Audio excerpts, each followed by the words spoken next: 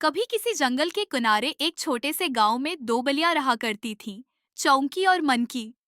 दोनों बहुत अच्छी सहेलियां थीं। हमेशा साथ खाती, साथ सूते और खेलती थीं। उनके दरमियान कभी झगड़ा नहीं हुआ।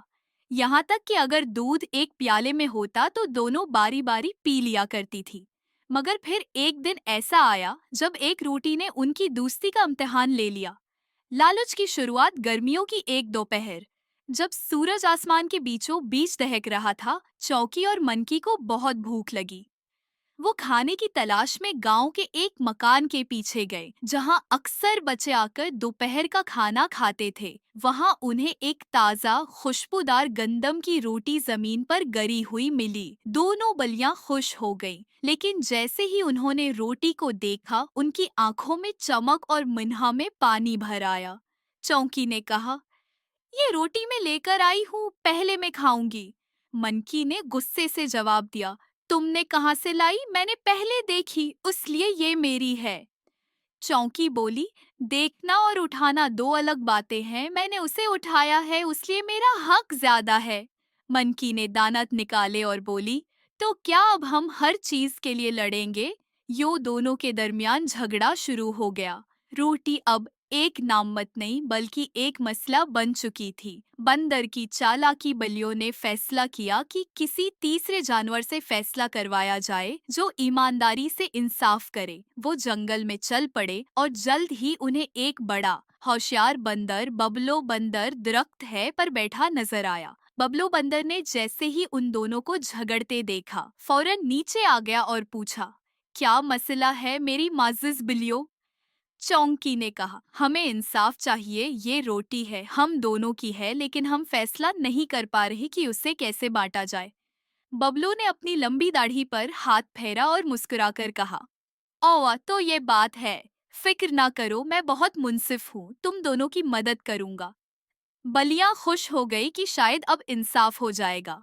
बबलो बंदर ने फौरन एक तराजू निकाला, जो वो हमेशा अपने साथ रखता था, शायद ऐसे ही मौक़ों के लिए। इंसाफ या चालाकी? बबलो बंदर ने रोटी को दो टुकड़ों में तोड़ा, लेकिन जानबूझकर एक टुकड़ा थोड़ा बड़ा रखा। उसने दोनों टुकड़ों को तराजू पर रखा और फौरन बोल उठा, अरे ये तो बराबर नहीं है। बड़ा वाला टुकड़ा ज्यादा भारी है, मैं थोड़ा सा उसमें से खा लेता हूँ ताकि दोनों बराबर हो जाए। यूं बबलो बंदर ने बड़े टुकड़े में से नवाला खाया, लेकिन अब दूसरा टुकड़ा भारी हो गया। आवा, आवा, अब ये वाला भारी है, एक लम्हा मैं उसे बराबर कर देता हूँ। फिर उसने दूसरे टुकड़े से भी नवाला खा लिया। यूं करते करते बबलो बंदर एक बार इस तरफ से, एक बार उसी तरफ से रोटी खाता गया। बलियां हिरत से देखती रही, उनकी जबानें बाहर निकली हुई, मगर वो इंसाफ के चक्कर में खामोश रही। आहिस्ता आहिस्ता रोटी के दोनों टुकड़े छोटे होते गए और बबलो बंदर मजे से खाता गया। आखिर में सिर्फ दो नन्हे नन्हे टुकड़े बचे। बबलो बंदर ने उन दोनों टुकड़ों को हाथ में लिया और कहा, अब तो यह बिल्कुल बराबर हैं, लेकिन बहुत छोटे। तुम दोनों ही बहुत शरीफ हो, इसलिए ये बचे हुए टुकड़े में खा लेता हूँ बतौर फैसला फेस। और ये कहकर बबलो बंदर ने बाकी रोटी भी खा ली, एक जोरदार अंगड़ाई ली और दरख्त पर छलांग लगाकर बैठ गया। सबक की घड़ी बलियां हका बका रह गईं।